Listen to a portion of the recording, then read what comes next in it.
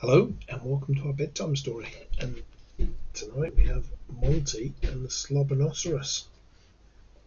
Now this is the second book that I wrote, and it's the story of when Monty, who's just laying down there behind me, gets a new sister, and he wasn't very happy. I never wanted a sister, that's for sure. My life was very peaceful, and I liked it that way. The Spangles had stopped teasing me, and now that I was fully grown, if they were mean, I could just sit on them. Splat! There's Monty sitting on the poor Spangles. One day, and without warning, she arrived, my new sister. Mum and Dad came into the house clutching a smallish, brown, and very hairy baby Noofy Doof. Cookie was okay at first because she slept a lot, but she began to grow, and as she did, she got naughtier and naughtier and very slobbery. She would bounce on me when I was sleeping or hang on my tail when I walked past. It was worse for the Spangles because they had two dangly ears for Cookie to hang off, and that soon became her favourite game. And there's Cookie, look, hanging on to poor Monty's tail. One day Mum and Dad had to go out, but before they left they said, "You look after your sister, Monty. You're the eldest, so we're depending on you." I looked across at Cookie, who was pretending to be asleep, and I'm sure that was a grin on her face. All was quiet until I heard the postman at the door. I had to go and bark at him, because that was my main job of the day. Cookie was in the back garden, chewing spangle ears, when she saw the postman going back up the street. She got very excited, thinking that this could be something new to play with. She jumped at the back gate, which wasn't shut properly, and it opened. Oh no, Cookie's going to escape. My massive, hairy sister was now free to go and explore. The postman just got to the top of the street with Cookie in hot pursuit. I knew I had to go as well. I had to stop her causing trouble. And there's the postman being chased up the road by Cookie. By the time she reached the postman, Cookie was panting with excitement. Two huge, dangly strings of drool were hanging from her mouth. As the postman turned round, he saw her just as she was about to jump on him. He screamed, "Ah! Get this slobbery monster off me!" Cookie only wanted a kiss.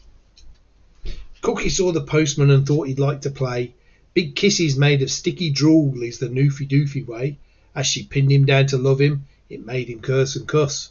He wasn't happy being cuddled by the Slobbernossurus.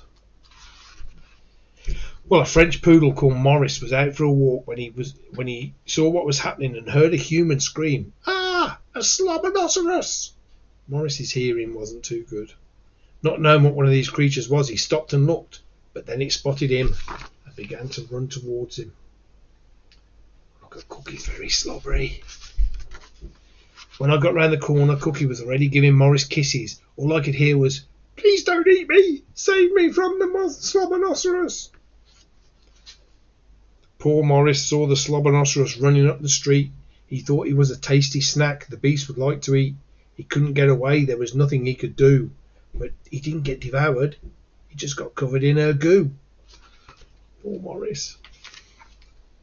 Well, I had no time to rest in my pursuit because Cookie had already left and was saying hello to a group of mini-humans outside the learning zoo. The teacher called them into class and they ran happily through the playground hand in hand. It wasn't that they were being friendly. They were all stuck together. The mini-humans screamed with joy seeing Cookie on her way. They wanted just to fuss her and let her join in their play. But when they went back into school after their Noofy fuss, they'd been firmly glued together by the Slobbernossurus. Oh no, they've been stuck together.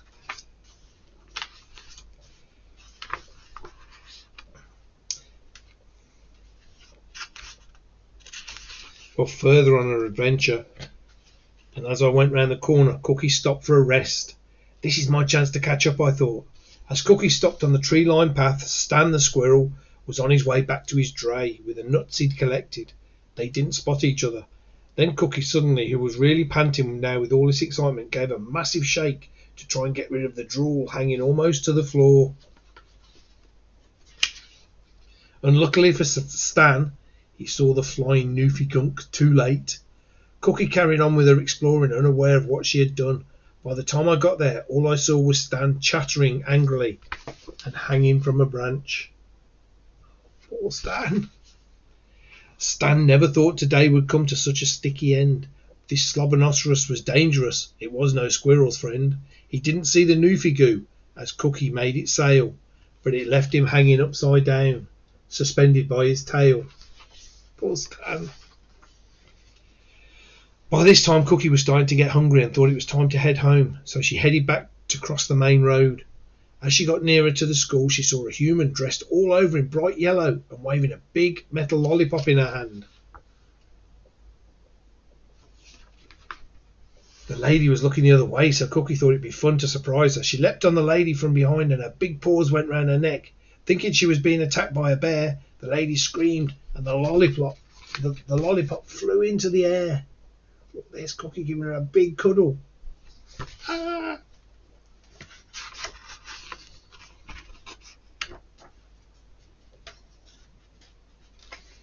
Pages. I think Cookie stuck these pages together as well.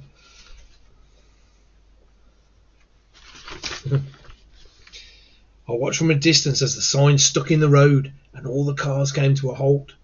The lady at the crossing was standing unaware that the Slobbernossurus was coming, and she got a massive scare. "Stop, children," said her gooey sign stuck in the busy road, and now there was a traffic jam where once the traffic flowed. So it was a big traffic jam. A reporter at the Wigwam Bugle saw Cookie bouncing on the crossing lady. He quickly grabbed his camera, but Cookie had disappeared round the corner. He found his newspaper. You're never going to guess what I've just seen. That's the phone call he made. I was right behind Cookie and caught up with her at the top of the street. "Quick," I said, "we need to get back, because if Mum and Dad see us, we're in big trouble."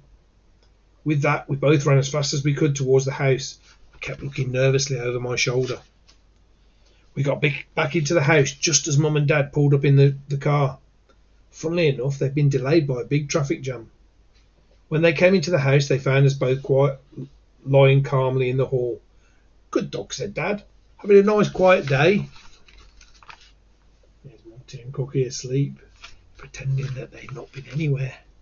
We heard no more until a few days later when Dad was reading the newspaper. "Look at this, love," he said to Mum. "This must have been what held us up the other day." He held up the paper and there was a headline: "Mysterious Slobbernossurus causes chaos in Wigwam." I looked across at Cookie and she looked at me, and I'm sure I saw that grin again.